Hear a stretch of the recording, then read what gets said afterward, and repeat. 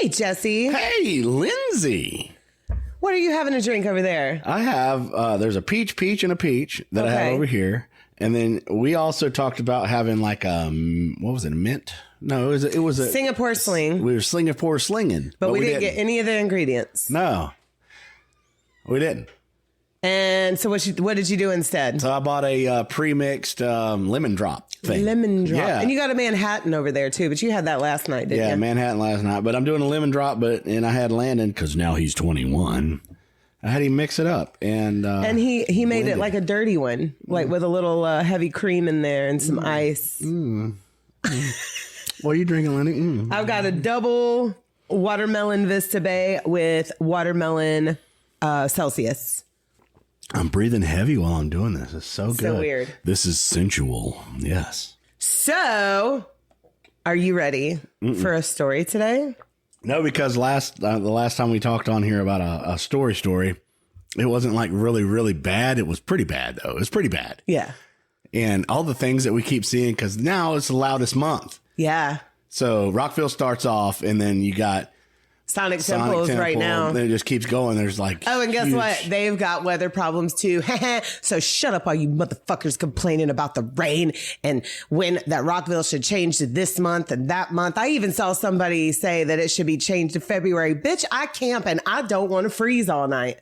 It is perfect where it is. I didn't mind it. I mean, was it once every 4 years we have some bad weather? Yes, we have counted. This was our 11th year, and it's been every 4 years. The worst one was 2022 because it was so bad. Like, all of the headliners got canceled like every night. Right. So, so check out our Drunk About Something episode where we recap all that. Yes. And then the one before that, we were at Rockville. Yes, our Orange Lot story about Randy Bly. That was really cool. And he shaved his head. He did.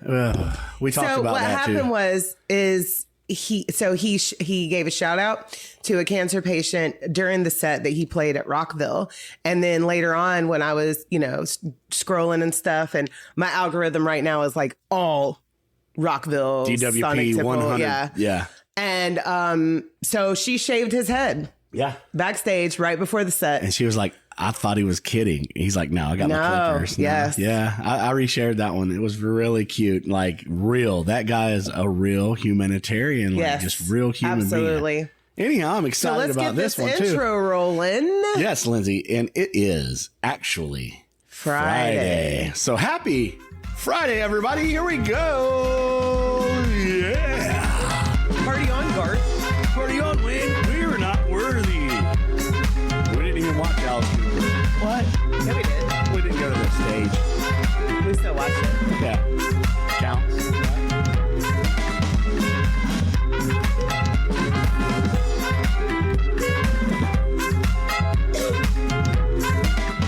Sorry for that little cough there. Couldn't hold it back. So, I mean, we've seen Alice Cooper at the stage twice. Yeah. He got his beheading and the whole thing. But when he plays Frankenstein, isn't that like Wayne's World on 10? Yes. Feed my Frankenstein. Yeah. And that girl guitar player that he has with him now. He's got two. Yeah, they're shredding it. Dude, it's really shredding.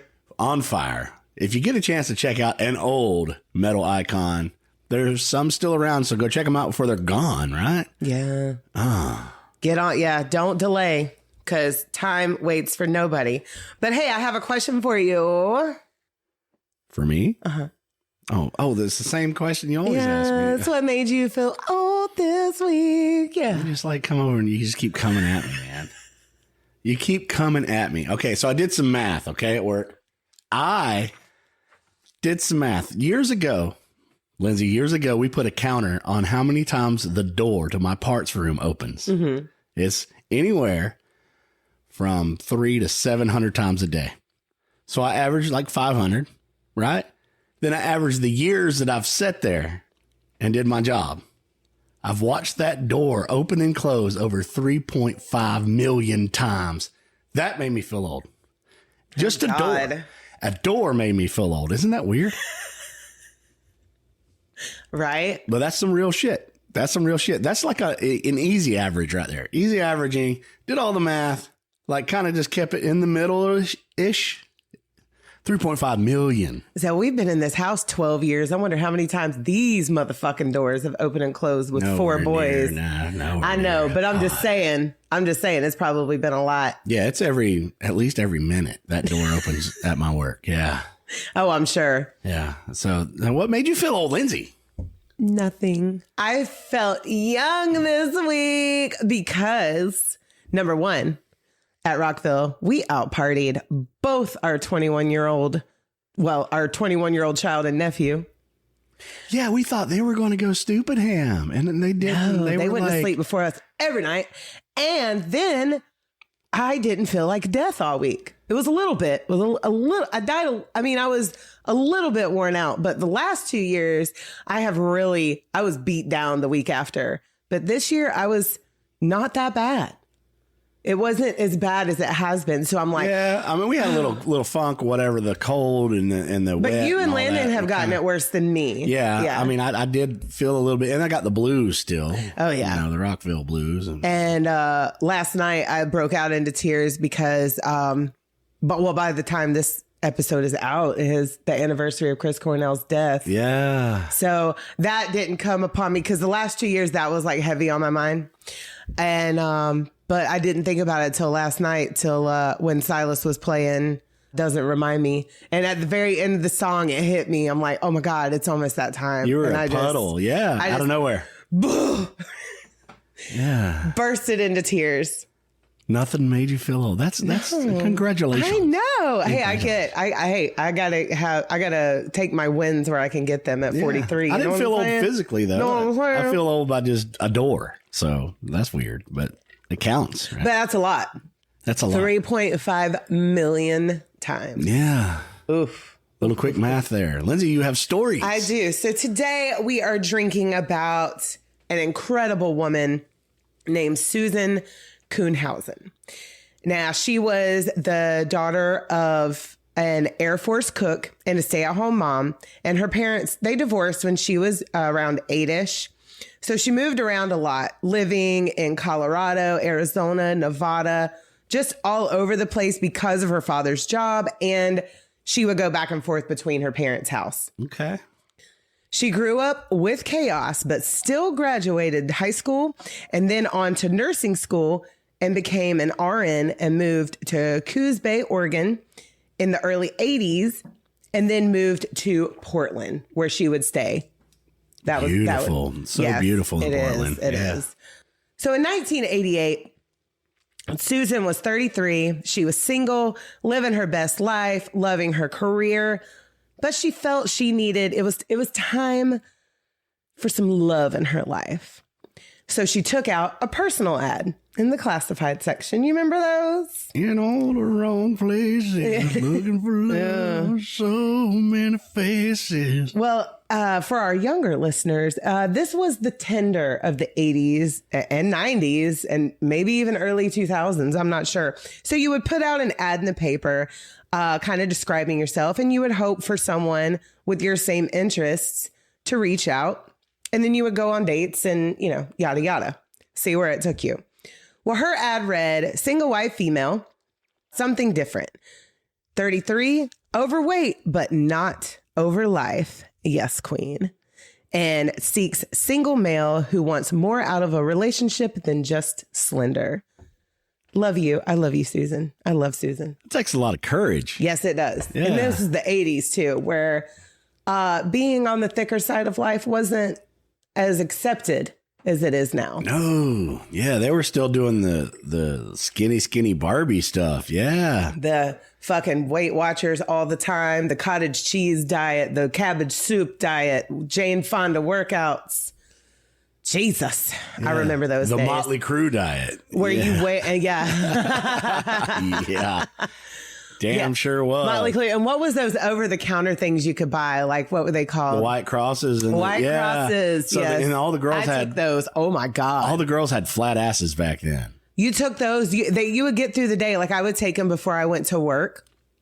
But by the time I would get off in the afternoon, crash out on the couch as soon as I would get off work. Just Yeah. 3:30 p.m. Done. I feel like where we're at right now, everybody can be whatever they want to be. Yeah, absolutely. I really love that. Just be, we encourage being healthy for sure. Healthy, but guess what? don't do. I'm 43. I'm overweight, but guess what? I work out pretty much every day of my life and have done that consistently for the last 5 years. And then I've always been, since I became an adult, I've been I work out. Yeah, you're active. I mean, where you're looking for like real justification, go to a festival. Yeah. Yeah. And then come back and be like, I'm still kicking ass. I'm still kicking good. ass. Yeah. Hell yes. You're good. You're good. Yeah, we can climb that mountain still, Lindsay. Absolutely. Yeah. Yeah. And I eat pretty healthy. We've really been on a cleaner eating journey for the last 5 years as well. Like we used to end the night with McDonald's sundaes or ice cream of some sort. We haven't done that in years. Yeah. So, I mean, we're healthy. We're just thick. That's all it is. I stray a little bit there. Lindsay, Yeah, you sometimes. do. Yeah. I'm still on Jesse about his health journey, but he'll get there. When he gets a bad physical, he'll be like, oh shit.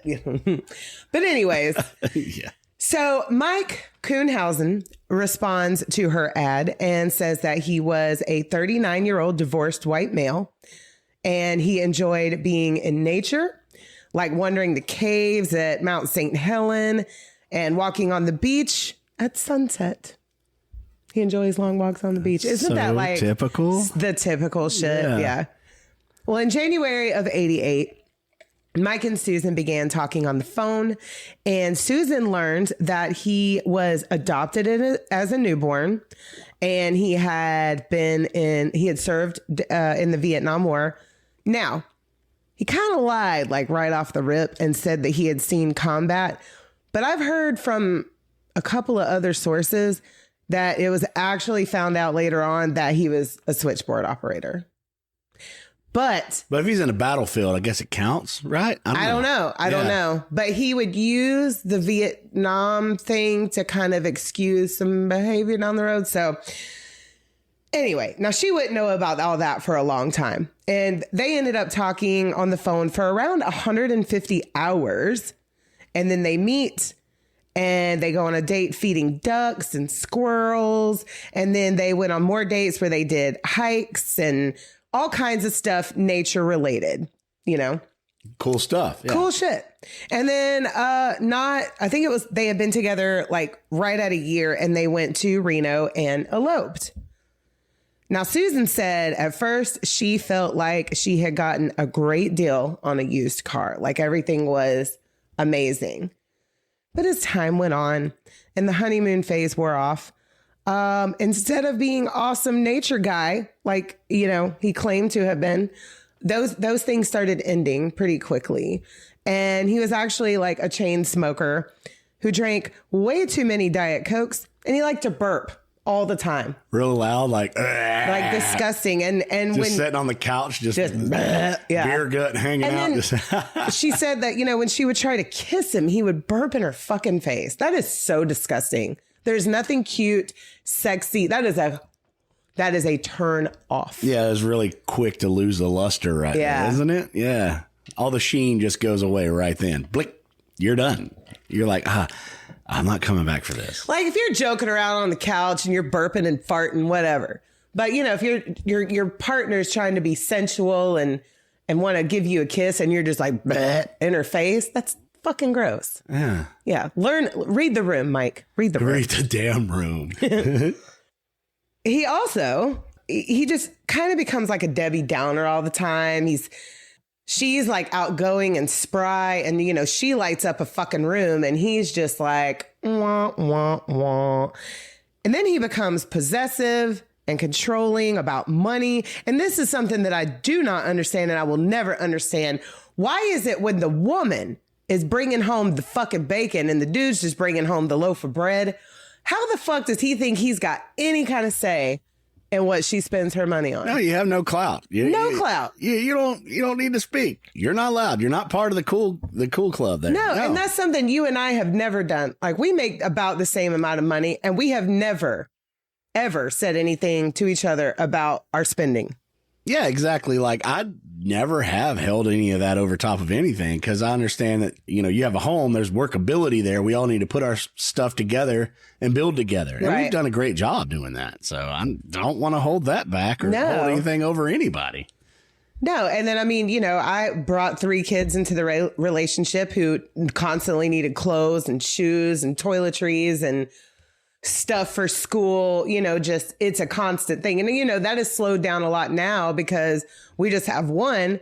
And now with him being homeschooled, like we just buy that shit when we need it. We don't have to go spend $200, at one time, for the start of the school year on supplies and then another $1,000 on shoes. We just buy it now when he needs it.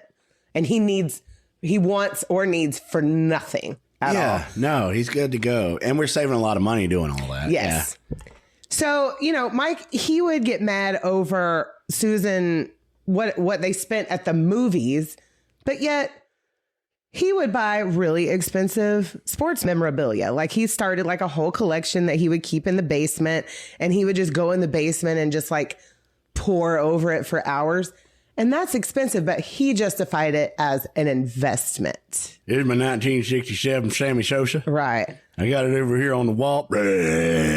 And this here's going to be worth $10,000 one day. Exactly. Tell you what, it's going to be a golly whopper. Now, he wasn't abusive or a cheater.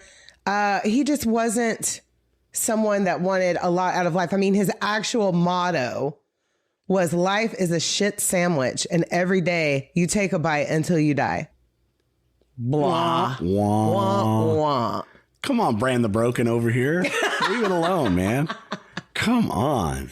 Now, like I said, Susan was a successful registered nurse, and Mike worked as a janitorial supervisor for an adult video entertainment company. So he's just... That's where he got the long walks on the beach from. Hustler Magazine. I enjoy long walks on the beach. Yeah. Yes. Yeah, you got like the centerfold and then the caption at the bottom. Right. Yeah, yes. That's the same caption at the bottom. It's the same caption in like every fucking personal ad ever. Enjoys long walks all the on Playboys, the all the... Yeah, so this makes sense now. Yes. He's in the realm of but he's a lot of selfish, And like I said, we're not downing anybody's job. Every place needs a janitor, and work is work. But don't be trying to hold my girl Susan back from going to the movies when she has a substantially higher paying career. But anyways, we're going to move on. She's looking for a glow up and somebody to settle down with and just be happy. I mean, he showed up fake. Yes. Yeah. Yeah, it all wore off. He's freaking me out, dude. He's a mascot counterfeit. Yeah. And what's crazy is he was still kind of bitter about his previous divorce and would obsess over being a failure and was sure that Susan was just going to leave him at any time. But Susan stuck it out for 17 years. Blah Mike. Wonderful Susan and blah Mike. So now she's in her upper 40s now. Oh, right? yeah. 50s. So, yeah, because they met when she was 33 and he was 39. Okay, yeah. So now there's just, oh, man, come on. You want your best times in this area. Right. I want our best times in our area here. Yeah. Right. We're living it up as much as we can. Living it up. And have been since we met. Good talk show. Well, because you were held back. You were held back from a lot in your previous relationship. I was held back a lot being a single mom of 3 small kids. I had to, they were first, and I did what I could when I could. Yeah, I feel like when you see, and we've been together forever now, so when you see me light up in my real realm of glow party at Rockville type situation, whatever, you see me, you're like, okay, this is Jesse in his element where he is fully just himself. And that's where I like to get to. Not all the time, because I'm only trying to be selfish and try to stay in that realm. But well, yeah, make sure you listen to the recap, because we're going to we talk a lot about that little night. Yeah, because for sure. Yeah, we had a time. There's going to be videos and footage and proof and things. It's going to come out. It's going to come out. Yeah. So, I mean, and then I see you doing your glow up stuff, and I'm letting you do your stuff. And we bounce off of that and try to keep that a healthy conduit for a relationship. You know, we want to have that balance, and we also want to give ourselves that space where, you know, you can do you and I can do me. And we're trying to find those pockets where we really feel like we're our best. And then I'm sure you sat back and kind of bask in my goofiness and doing whatever. And just the same as you, like I told you, I was like, Lindsay, you are the funniest person I've ever known. And you're like, but you don't ever laugh at my jokes. I'm like, but inside, like all the time, constantly, you're killing it. I love it. You know? Thank you. Thank you. So in 2006, she made the decision to make Mike move out and, you know, separation and then follow up with divorce. So he moved in with his dad in his 50s. So yeah, he wasn't shit without her. I mean, honestly. So Pops is up in the 70s, right? Yeah, gotta be, you know, 70s, possibly 80s. We don't, yeah. Shit. So Susan at this time, 2006, was 51, working as an ER nurse. She'd been doing it for 30 years. Been amazing, okay? On September 6th, she was feeling kind of shitty after work, you know. She's going through a divorce, going through a separation. She's realized she's pretty much lost the last 17 years of her life to this. She's not going to turn into like blah human. She's not going to turn into like an Aunt Lydia or something, right? No. I mean, what's going to happen? There's something going to happen. Lindsay, now, I'm just know, just go ahead and clock. Susan is the fucking tits. Just know that, okay? Okay, but I have to. Okay, yeah, okay. So on the way home from work that day, this was September 6th, 2006, she stops on the way home to the salon to get a little pamper, get her hair done. She just wants to feel nice. Yeah. So she gets home around 7:30 that night. She goes in to her little mud room and she saw that Mike had left a note on the microwave. And this is what she thought was going to be an amicable divorce. And he still had full access to the house. So he left her a little note saying that he hadn't been able to sleep and just wanted to get away. And he was going to the beach and would see her later on that week. So I'm guessing like to maybe meet up and get some more of his shit, you know, whatever. So then she goes into the kitchen. She goes back out and is going through her mail, then goes back in. And a man appears from behind the bedroom door wearing a tan ball cap and yellow dish gloves. Not good. She screams at him, "Who are you and what do you want?" And he just starts coming after Susan with a fucking claw hammer. Fucking A, Lindsay. Come on, dude. I didn't see this one. But Susan, like I said, was an ER nurse and she had been trained in self-defense. Now he hits her in the head, like almost immediately, really hard, like in the temple, but she keeps fighting.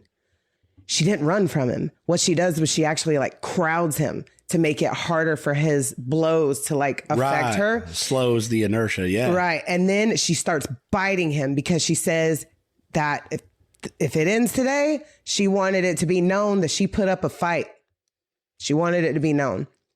Then they both fall to the floor and she is desperately trying to get the weapon out of his hands. And he even stops and says to her, "You're strong." Like she don't know who this fucker is, right? And that just gave her even more rage because it was then when she realized that this wasn't a random attack or robbery.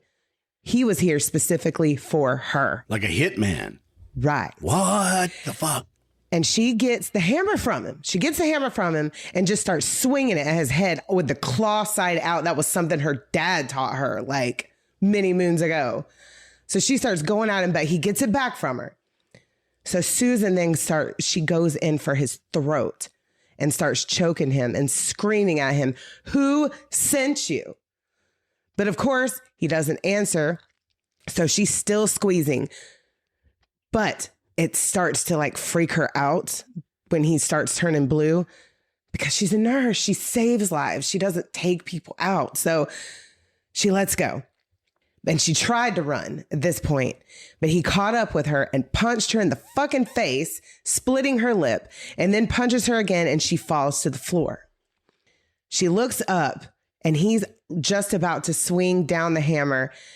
And somehow, like she doesn't even know how, she's like, "Motherfucker, I'm not going to die today." She pulls his ass to the floor and starts biting and biting and biting. She even bit his fucking dick through his shorts. Lindsay! Yes, Susan. Lindsay!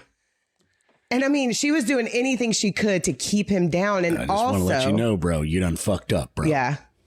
And she also had like the good sense that she was going to leave behind evidence on his body. And while she's biting, she's going through his pockets to see if she could get his wallet to throw under a piece of furniture. That way, if it did not end well, evidence is here. Evidence is everywhere. It's in my mouth. You know, it's everywhere. Yeah. Susan then gets on top of this man and pins him down and gets him into a chokehold. Now she's like, okay, I'm winning this fight, and then screams at him, tell me who sent you and I'll get you a fucking ambulance. Lindsay, you're talking about right now. We're waiting a minute right now. Okay. You're talking about the strongest woman I've ever seen in a crime victim. She is not. She is just like 51-year-old, and she's petite. Like, I want you to watch a little documentary. She owned the situation at the point she was like fully attacked, fully surprised. She's been hit in the fucking temple to the point to where she could have took this dude all the way out and gave him life back. Dude kept coming, but she's still, dude. She's got him down now. Okay. Oh, when I get you in the squared circle, dude, this is the baddest. This is the most amazing story so far of survivalism. Like, she is just reaching from every bit of all that and turning into the Incredible Hulk right now. I'm loving it, but at the same time, I'm horrified because this is fucking horrible, Lindsay. So, you know, like, the nurse in her had to be the one saying, if you say who fucking sent you, I'll get you an ambulance. She wanted to know why the fuck are you in my house, bro? He would not answer her, and he just starts growling in her face. So she kept strangling him until he went limp. She grabs the hammer from him and runs to her neighbor's house and calls 911. When the ambulance and the police arrive, they see that Susan's attacker is dead. She took his ass out. Fist bump, Lindsay. Yes. These are the things that a lot of women need to go through. They need to hear this. They need to go through that training, fist bump again. And then they need to really realize, never give up. Don't give up. Never give up. Fist bump again. And then we're going to like keep on fist bumping over this for the rest of our lives, because I am so inspired right now, because there's a lot of women that feel like that they're victims over this, and they're just going to give in and then give up. Don't never give up. Never. This is a fucking huge inspiration. They fist bump one more time. Fuck Lindsay. This is fucking, oh my God. I know. I'm so clouded now. I know. Stop. Oh. I got the lashes on. I don't want to cry. Oh, this is really cool. Fist bump one more time. Go ahead and you can talk more. Yeah. Okay. So this fucker's name was Ed Haffey, and it did bother Susan so much because she's so amazing that she took this man out. Now she gets taken to the hospital that she works at, and they're like, holy shit. Now, Mike, he's sitting over at the beach. He turns on the news and sees that something has happened at his previous residence. And it's breaking news. But the news is kind of vague on what happened there. So over at the hospital, Susan has started having suspicions that Mike may have had something to do with this. So she tells all her coworkers and friends that if Mike calls, don't tell him I'm here. Now, he did, in fact, call one of her friends and the hospital where she was, but they were like, I don't know where Susan is. Very suspicious here, motherfucker. Yeah.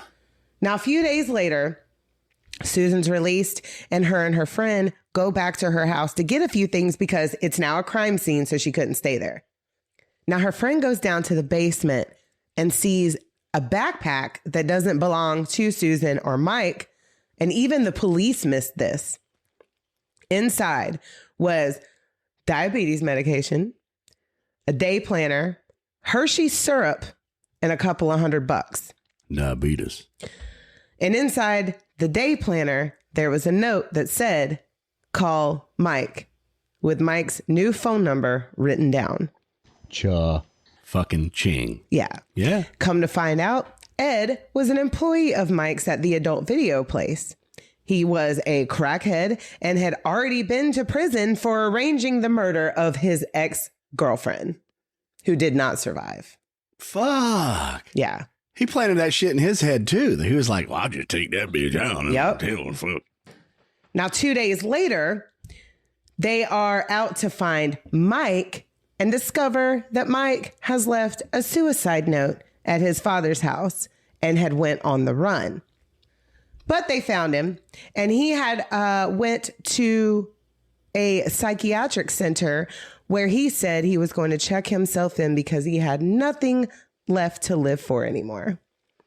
Now, they did allow this evaluation to go through, but when it was over, they arrested his ass for conspiracy to murder.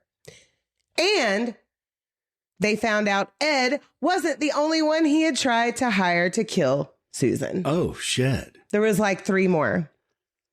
But they all said, absolutely not. What a disgusting ass fucking human being. Disgusting human being. Hey, take out my wife. I'll give you my Sammy Sosa baseball bat. Right. Yeah. I got a Hank Aaron signed jersey over here. We'll do some trading and swapping here. So the reason that Mike wanted to take out Susan was because he had lost his job prior to the separation. World fell apart. Yeah. And he knew that she changed her beneficiary from him to her brother on the life insurance policy. But their house was paid off. And if Susan died, that house would be his, and it was worth about $300,000. So that would have solved all his little problems, all his very minute blah of a human being problem. All that for that. You piece of shit. Right. You piece of shit. They should turn her fucking loose on his ass, too. She'd get him, too. Fuck. What an inspiration she is. Wow. Well, a couple more witnesses come forward, and Mike was fucked. He gets sentenced to, not enough, 10 years. And when she was able to face him in court, she says to him, "You were willing for me to share your small, miserable life until death did we part. The sooner the better, it turns out, huh?" She said, "I am damaged by what you have done to me. Damaged, but not destroyed."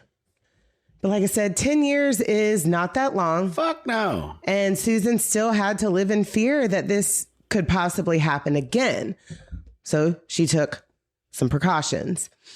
She sued him for restitution in the amount of $1 million to make sure that he would never have any money to be able to hire anyone else to come after her.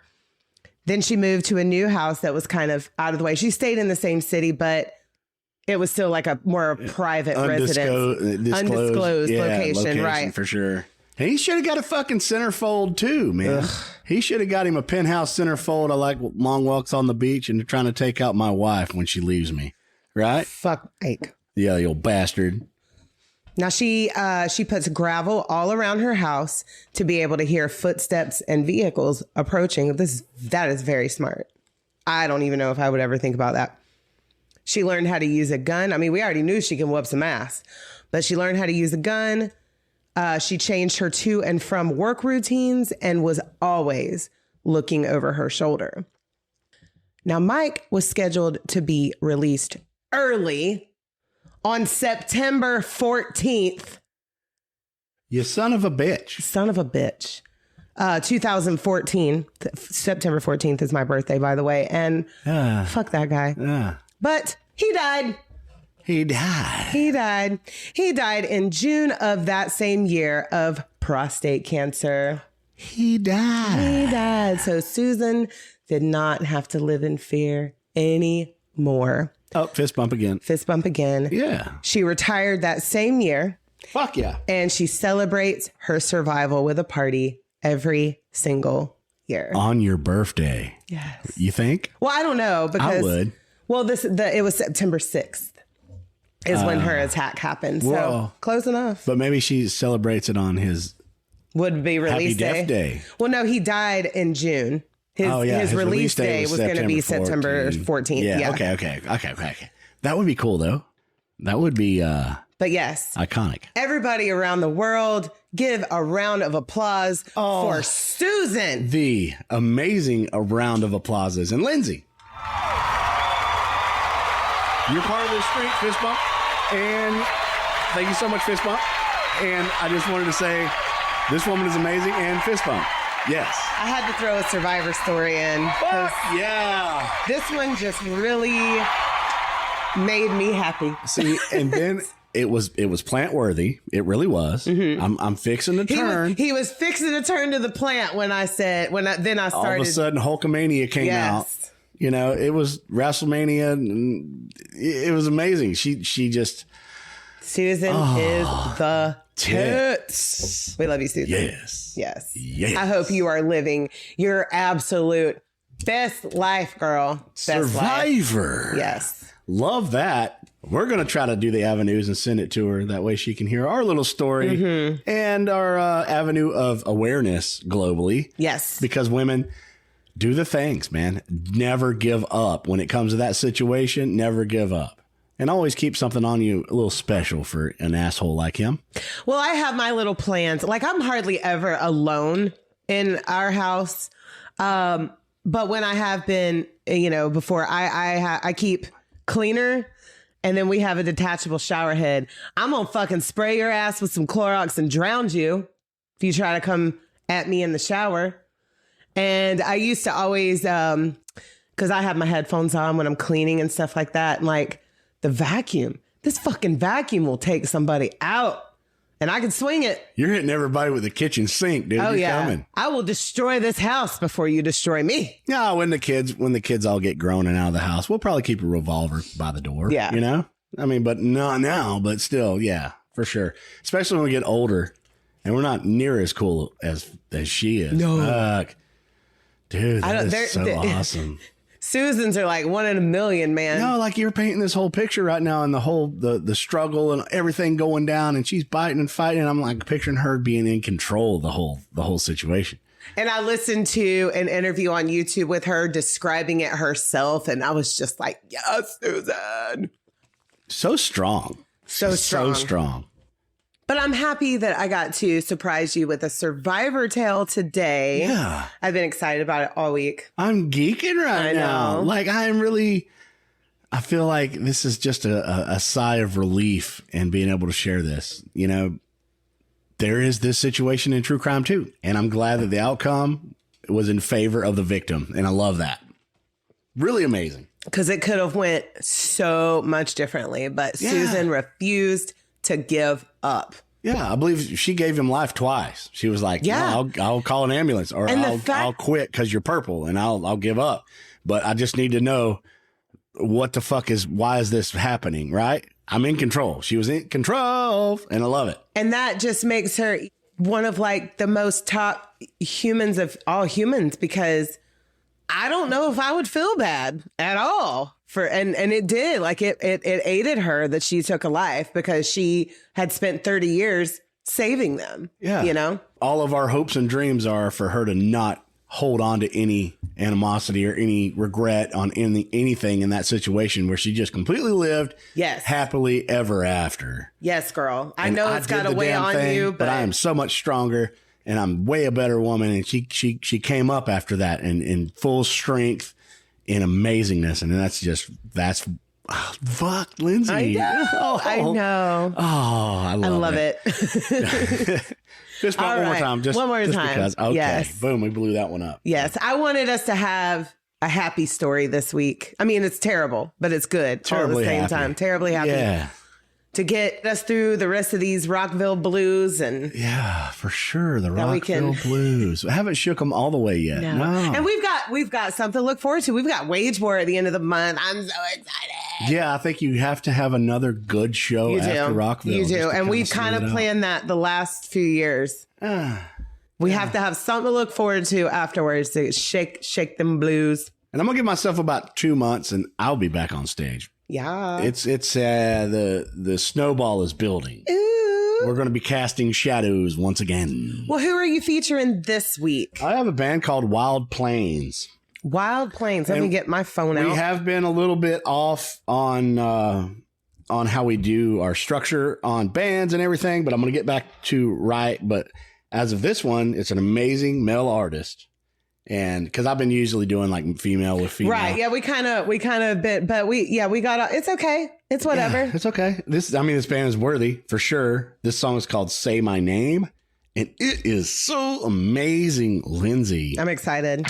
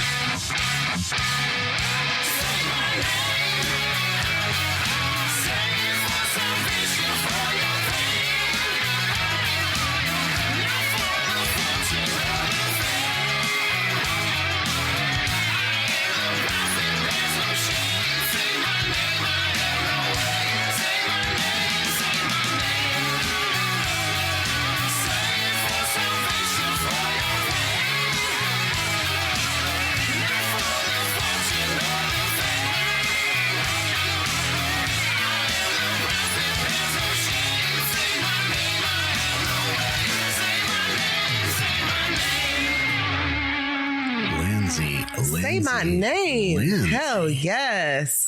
Wasn't that fire? Wow, Plains, you guys are awesome. That was like perfect too, actually, to have this on this situation. You know, say my name, motherfucker, before I fucking take you out, dude. Take you out, bitch. Who sent you? Took you up out the ghetto, motherfucker. So Wild Plains hails from New York. We love New York. Fuck yeah. And so lead vocals is Chris Carmelo. And then we've got Andre Jevnik and Don Pryor. Yes. Dude. 3-piece. Hot. They're hotness. They're good looking dudes too. Can't even lie. They're pretty. Look at them. Oh, shit. They're gorgeous. Look at them. They're gorgeous. Check them out. Yeah. Follow them if you're around the area. Go see them. Support them. Buy a t-shirt. Yeah, well, if you guys end up on a DWP bill, we'll come see you. And we'll say your name. Yeah, we're hoping for quite a few of our bands that have been on our roster. Yeah. We want to see you at a festival. I was talking to Jose Mangan about a Royal Wave. Yes, you sure were. At Rockville. Yep. That was really cool. At the pit. Was it the pit? Yeah. Yeah. It was a little hidden nook that we found. It was an open VIP area, but it was for everybody. And it wasn't VIP. They heavy poured Jesse's drinks and got him really fucking wasted. Yeah, and I was like, Lindsay, say my name. Yeah, dude, it was so good. It was a cool spot. Now it was day 2. We found it on day 2, I think it was. 3. We found it on day 3. Fuck. Yeah, because we goof-booted all day about that. And then we were just like, oh, yeah, that's just a cool spot then, you know? Yeah. Find the cool spots when you go to festivals, right? Yes. They had they had the bar service, the American music experience. I went in there and shredded my fucking ass off. That was really, I had a fan, actually. Follow me on Facebook and can you see our whole album of pictures. Yeah, when you walk into a music booth, you see a dude like wailing on guitar and you're like, okay, and walk around and check out because the music experience, like you can pick up a guitar and plug it in and play or drums, anything. They've got turntables, all the shit. And this guy's like killing it over there on guitar. So I pick up a guitar and I sat down, then I started going ham. I don't know what the fuck I was playing, but that guy stopped what he was doing and came and checked me out and was clapping at the end. I'm like, what? No. Don't say my name. And we also got to see interviews with Breaking Benjamin and Highly Suspect. Johnny, up close and personal. Johnny Stevens. I love you, Johnny Stevens. Shannon Highly Suspect was there. Katie Babs was there. And of course, Jose's just goof booting around. I'm telling him about stuff and, you know, and handing him a little Ginzy card. That was cool. I'm super pissed that I missed the Will Ramos fucking interview. But so that would have been the spot just to hang out all weekend. All weekend. Yeah. And it was dead in there. Thank God. That was nice. Yeah. Nice shade. Yeah. They were saying our name for sure. Love the Wild Plains, Lindsay. Yes. Love your story too. Wasn't it a good one? Yes. So I was really happy to share that with you. I'm happy to hear it. I mean, I'm happy to share it. I've heard the story about her almost 5 times now through different podcasters and even a TikToker that does like mini true crime stories on his page. And I was like, I got to share this story too. Jesse will fucking love it. Our listeners will love it. It's a good survivor tale. Susan is the tits. The tits. Lizzie, you're an infection because I've already found 2 true crime. Actually, I have 3. Okay. That I want to cover. Ooh, we got more Jesse stories coming. Oh, yeah. I'm excited. That would be fun, right? I mean, I'm not excited because I don't know. I'm just excited. I'm not good when it comes to like ink on paper and me reading such things. Like, I don't know. But you'll get there. Not my aesthetic. But you'll get there. But it's always fun actually to watch watch you do me. Yeah. Yeah, it's very cool. Yeah, you destroyed me with the last one you covered. Holy shit. We went to the place and it was just so thick. That was the worst part of all of it. Yeah. That was the worst part of all of it. Visiting the area. I have never felt such thick negative energy in my life. Yeah, not to plug my own story, but you can go back and check out that cult. Yeah. So if this is your first time hearing us, what we do is we share true crime stories. We have a couple of drinks. And at the end of the episode, Jesse shares an amazing band that is up and coming. We have permission to play. And we're just here. We're here to have a good time. Yeah. Yeah.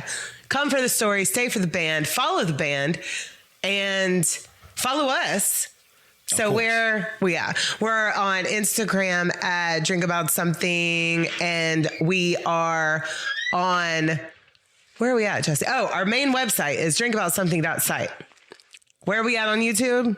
Yeah, just Ginzy, JENDSEY. You can find us and you can see the videos. You can see some Rockville stuff on there. Yes, you can see past travelings and excursions and adventures. We actually stayed at Lizzie Borden's house. So if you're a true crime fan of that, you can check us out. Yeah. You know, I added another story that happened in fucking Fall River to my roster. It'll be way later on. So that would be the third one. Yeah. Right? Because we will. Fall River, man. Fall River. I know. And we met a dude in a jacuzzi one time that was like a paramedic or no, he was. Yes. He was a paramedic in Fall River. Yes. Wow. Just a couple months ago on our anniversary. Yeah. We met him. That was wow. It is. I don't know. Is this like a sign that we need to like have a vacation home In Fall River? Fall River? No, I don't like how they do their alcohol. No. You can't find it. You got to go to certain spots. to the liquor store, even just to get seltzers or beer. Yeah. There's nothing at a bodega. No, and they have Period. bodegas on every corner. Every corner, but you got to go to you can't the get liquor alcohol store. there of any type. Yeah. So that's different. Very. New England different. Yeah. Yeah. And where else? Okay, so if you want to send us an email, we are drinkaboutsomethingpod@gmail.com. If you want to follow us for our live feeds that we do on TikTok, it's drinkaboutsomethingpod_Lindsay. Have I covered everything? Yeah. And if you feel like there's any avenues where we can reach out to survivors or to anybody where we can get our platform out even better, hit us up because we're not scared to collaborate or have people on the podcast as well. So that's always fun. Thank you so much for your support. We keep finding amazing fans. That's awesome. Yes. And thank you to all of our new followers that we found at Rockville. We love you so much. And we can't wait to see you again. Hope to see you again next year or even at another festival down the road. Where were we at? We were like waiting for a band to play and somebody ran by. I listen to your podcast. I love it. And they kept on walking. I was like, what? Yes. I don't know who that is. That's awesome. Well, we talked about them on our recap. Yeah. So yes. That's so awesome. Make sure you go back and listen to that. And we do have quite the catalog to the point where we actually did a 3-parter revisit of a case that we are very passionate about. Yeah, we just did that recently. Re-release, our first re-release. That was really cool. Yes. Made it easy on me. And me, because I had a lot to do. Yeah, I got to have like a week before Rockville and kind of a week after, like I have to gather everything and then I have to wash and dry and ungather and collect ourselves back up. Just get resituated. Well, we did great. Yes, we did. Lindsay, I love you so much. I love you so much. Fans, I love you so much. Yes, listeners. Wild Plains, I love you so much. So much. And that was a jam. Our story, I love it so much. Yeah, Susan. We love you. Yes. Yeah. Oh, we want to be friends. That's the name we're always going to say. We want to be friends. Yes. Definitely come over for the cookout. Stay for the tater salad. You want to be a garlic whopper. For sure. That's an inside joke. But we love y'all so much. We'll see you next week for something new that Jesse has picked out of a bowl. Oh, yeah, that's happening. Yeah. So, you can go back and see. Yeah. Yes. And I'm excited.